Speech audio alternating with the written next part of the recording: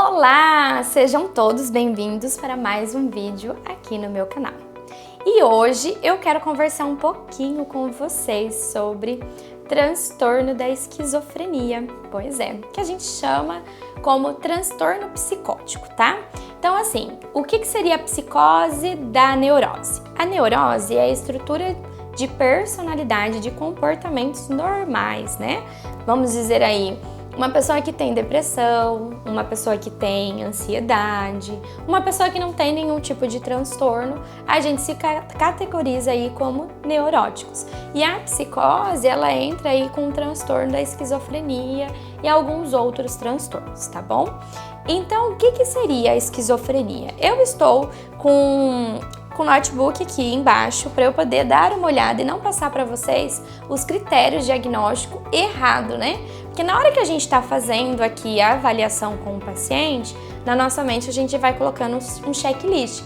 Mas para falar aqui para vocês, eu quis deixar algo especificamente para que vocês possam ter realmente o que são esses critérios, beleza? Então por isso que em alguns momentos eu vou abaixar o meu olhar e eu vou olhar de volta para a câmera.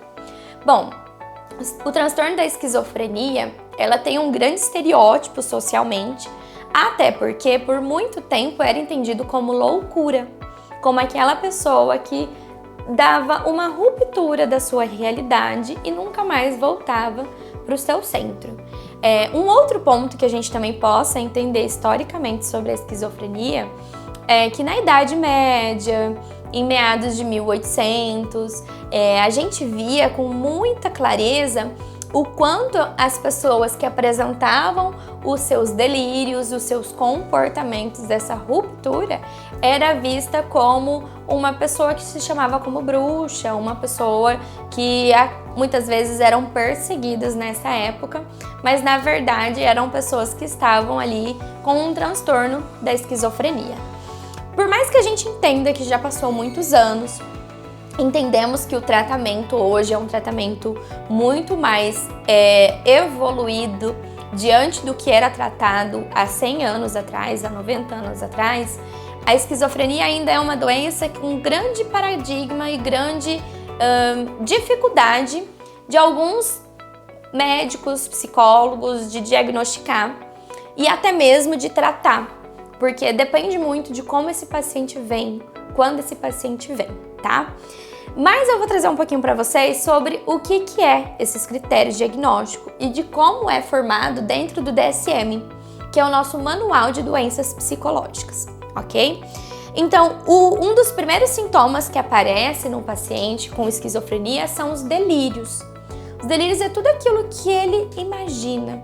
É como se a mente dele, dentro ali daquela situação, estivesse passando por delírios, situações que naquele momento ele não está sentindo. Um outro ponto que a gente pode trazer são as alucinações. É o ato de você ver algo. Então vamos supor, se o delírio eu tenho a audição apurada ou a imaginação apurada, na alucinação, eu penso que algo realmente está acontecendo comigo. Então vamos supor, talvez o paciente chegue para você e fale assim: nossa, tem uma pessoa me perseguindo e essa pessoa falou que vai me matar. Tá, mas onde que tá essa pessoa? Ah, tá aqui atrás. Isso se chama alucinação, né? Então esse paciente ele vai trazendo esses comportamentos meio que desconexo daquela realidade que ele vivia. Uma outra situação são falas desorganizadas, então não tem uma ordem cronológica. O paciente ele não começa contando uma situação e tem começo, meio e fim. O paciente que está apresentando esses comportamentos que vem da esquizofrenia, ele começa a apresentar uma fala que ele começa a falar sobre um assunto, daqui a pouco ele vai para outro e desse outro ele volta para esse assunto e daqui a pouco ele já está em um outro assunto completamente diferente. Um exemplo que eu vou trazer para vocês eu começo falando para vocês que eu tô com medo de morrer. Aí, de repente, eu já começo, nossa, mas você viu que ali fora tá um calor, né? Tem sorvete, eu quero chupar um sorvete, tô com vontade de comer tal coisa, mas, eu ainda tô com o sentimento de querer morrer. Mas sabe, então, Larissa, eu acho que a minha vida tá perfeita, eu adoro tudo que eu tô vivendo. Então existe essa ordem cronológica da fala, ela não acontece. Ela acaba trazendo uma desordem muito grande na fala desse paciente. Um outro comportamento é o comportamento desorganizado. Então ele não tem muita noção de campo, de lugar, de espaço, a forma de andar, o jeito de se posicionar, a forma que ele senta, a forma que ele não senta, a forma que ele lida com o social. Tem um comprometimento muito grande social com o paciente que está ou em desenvolvimento da esquizofrenia ou pacientes que já estão sendo diagnosticados. É muito comum a gente ver essa desordem no comportamento. Outros sintomas que a gente chama de sintomas negativos, que aí a gente entraria nos sintomas que ele perde realmente essa noção de realidade, esse senso de realidade. Então, na esquizofrenia, para muitos estudiosos, é visto ela como uma ruptura da realidade. Então, esse paciente sempre foi assim? Não. Muitas vezes isso acontece na adolescência, que é quando aparecem os primeiros sintomas. E esses primeiros sintomas tanto pode esse paciente não conseguir voltar para a sua realidade, ou seja, não conseguir voltar para o local da neurose, né? Continuar na psicose, como ele também pode somente ter tido um episódio esquizofrênico.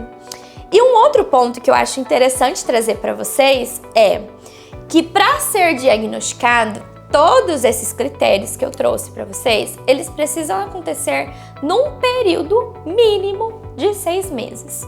Então, se essa pessoa que você conhece ou se esse paciente apresenta esse comportamento de no mínimo 6 meses e uma frequência ali muito grande dos seus 3 primeiros sintomas com muita frequência, é algo para a gente ligar um alerta na nossa cabeça como profissional e de vocês como família para procurar uma ajuda. E um outro ponto que eu acho muito interessante também a gente pensar quando a gente fala em esquizofrenia é: esse paciente vai passar por crises, vai ter os seus picos, mas será um paciente que vai voltar para a sua vida se ele fizer o tratamento corretamente. Se ele for no psiquiatra, tomar as medicações corretamente, se ele for num psicólogo, onde ele vai fazer a terapia para compreender e ir voltando para a sua realidade e voltando para a consciência, que é um movimento muito... o paciente traz aquilo para você e você busca para a consciência desse paciente. Então, ou seja, assim como existia o mito de que a pessoa com esquizofrenia era uma pessoa invalidada, hoje nós vemos e percebemos diante das terapias, diante dos tratamentos que são evoluídos, que esse paciente sim pode ter uma vida normal, pode se reorganizar novamente. Bom, esses são alguns dos sintomas que eu trouxe para vocês.